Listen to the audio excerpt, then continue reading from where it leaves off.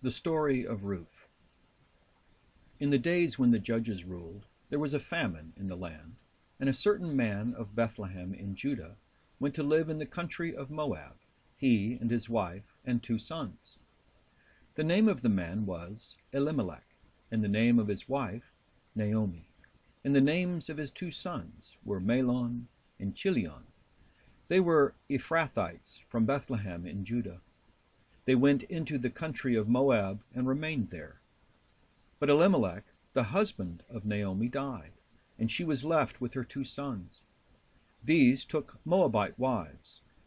The name of the one was Orpah, and the name of the other Ruth. When they had lived there about 10 years, both Mahlon and Chilion also died, so that the woman was left without her 2 sons and her husband. Then she started to return with her daughters-in-law from the country of Moab, for she had heard in the country of Moab that Adonai had considered his people and given them food. So she set out from the place where she had been living, she and her 2 daughters-in-law, and they went on their way to go back to the land of Judah. But Naomi said to her 2 daughters-in-law, "Go back, each of you, to your mother's house. May Adonai deal kindly with you, as you have dealt with the dead and with me. Adonai grant that you may find security, each of you, in the house of your husband." Then she kissed them, and they wept aloud. They said to her, "No, we will return with you to your people." But Naomi said, "Turn back, my daughters. Why will you go with me?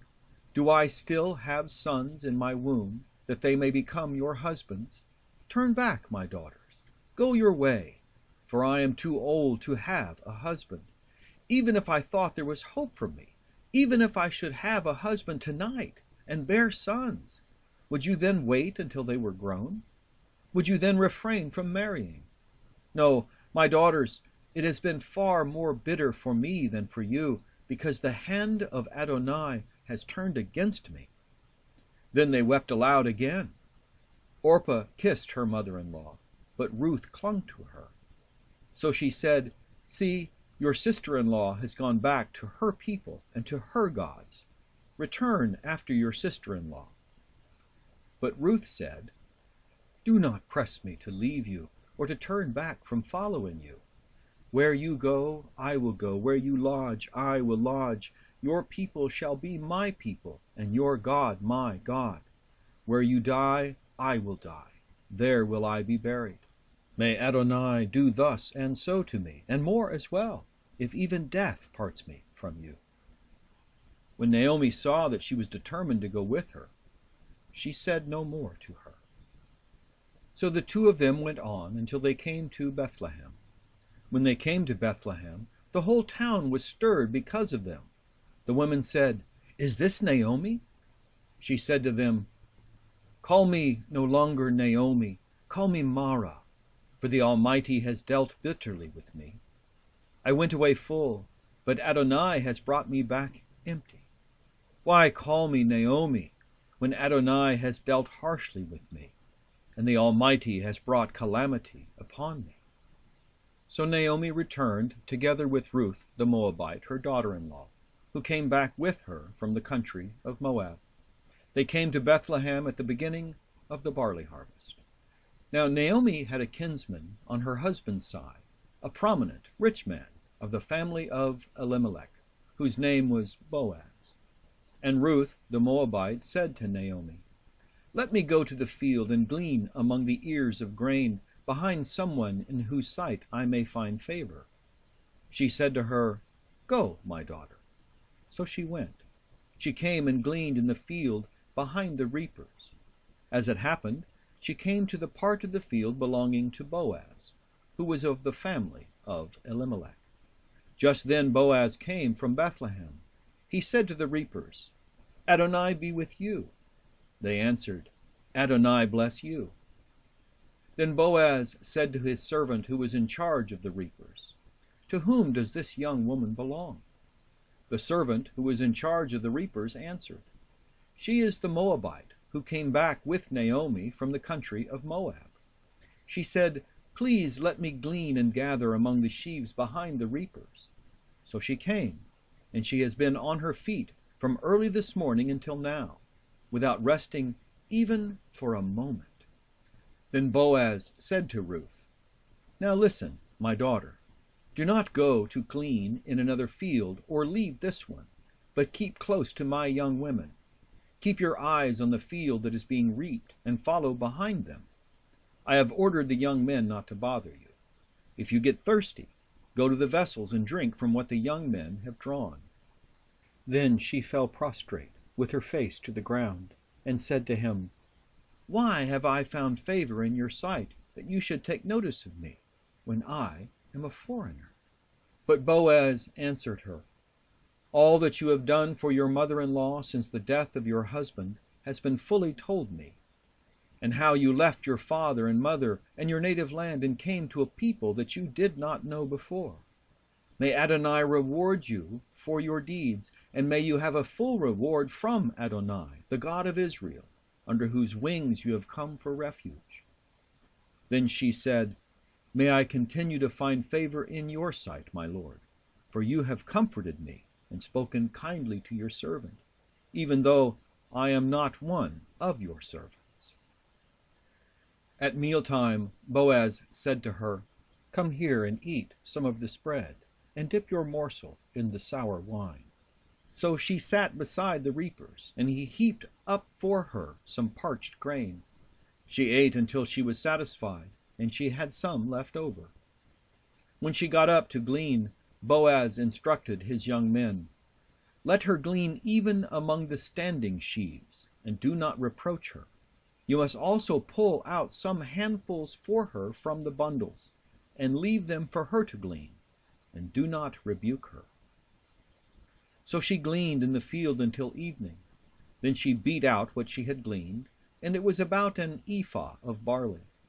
She picked it up and came into the town, and her mother-in-law saw how much she had gleaned. Then she took out and gave her what was left over after she herself had been satisfied.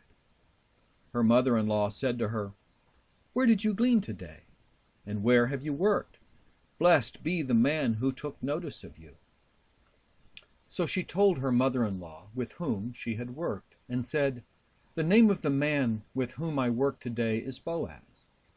Then Naomi said to her daughter-in-law, "Blessed be he by Adonai, whose kindness has not forsaken the living or the dead."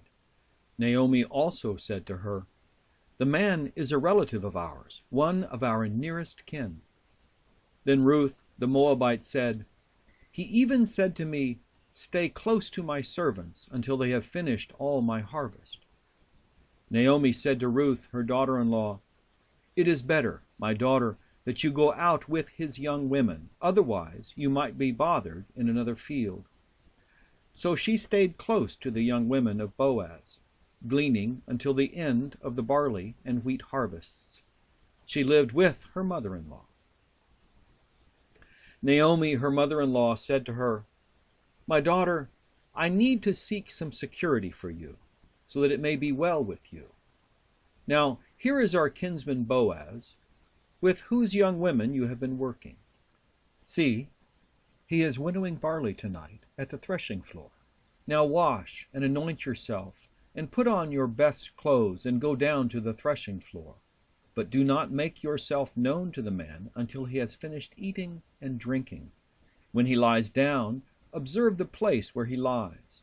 Then go and uncover his feet and lie down, and he will tell you what to do."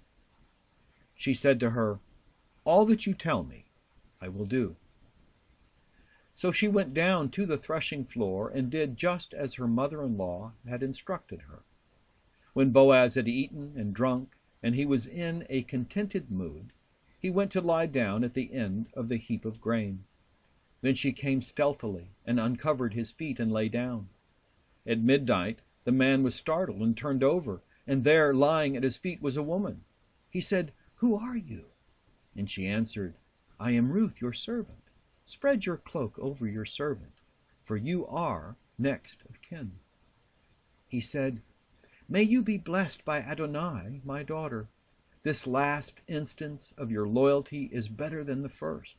You have not gone after young men, whether poor or rich. And now, my daughter, do not be afraid. I will do for you all that you ask. For all the assembly of my people know that you are a worthy woman. But now, though it is true that I am a near kinsman, there is another kinsman more closely related than I. Remain this night, and in the morning, if he will act as next of kin for you, good, let him do it. If he is not willing to act as next of kin for you, then, as Adonai lives, I will act as next of kin for you. Lie down until the morning." So she lay at his feet until morning, but got up before one person could recognize another. For he said, "It must not be known that the woman came to the threshing floor." Then he said, "Bring the cloak you are wearing and hold it out." So she held it, and he measured out 6 measures of barley and put it on her back. Then he went into the city. She came to her mother-in-law, who said, "How did things go with you, my daughter?"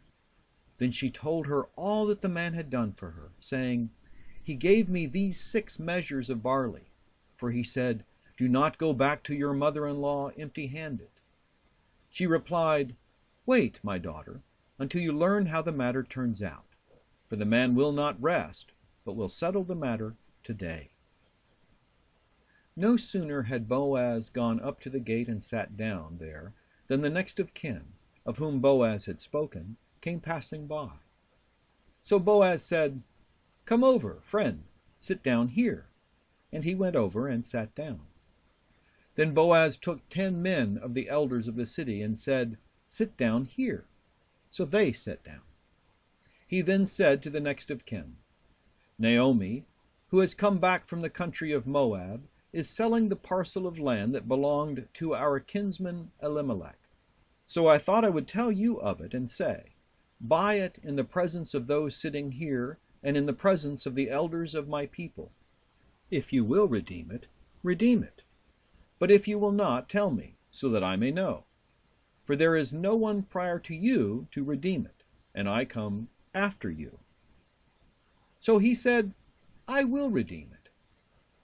Then Boaz said, "The day you acquire the field from the hand of Naomi, you are also acquiring Ruth the Moabite, the widow of the dead man, to maintain the dead man's name on his inheritance."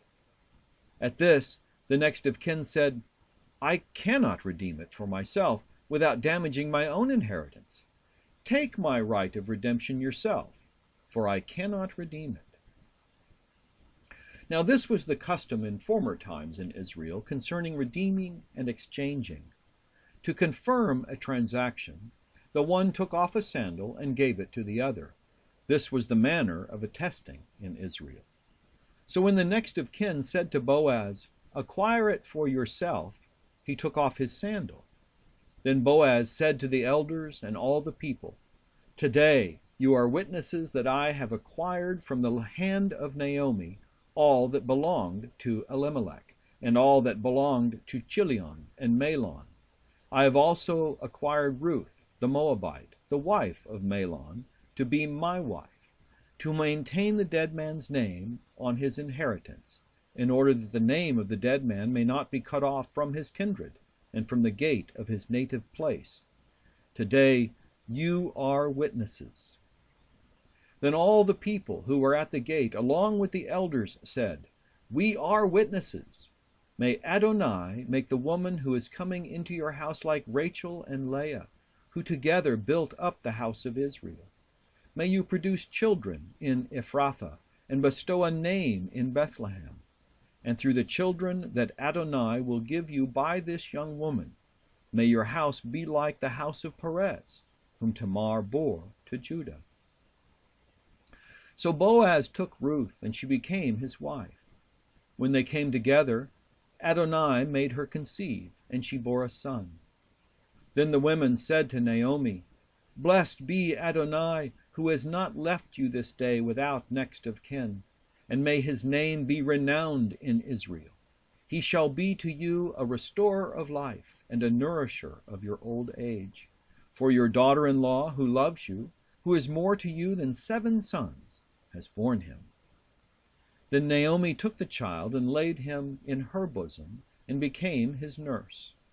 The women of the neighborhood gave him a name, saying, "The son has been born to Naomi." They named him Obed. He became the father of Jesse, the father of David. Now these are the descendants of Perez.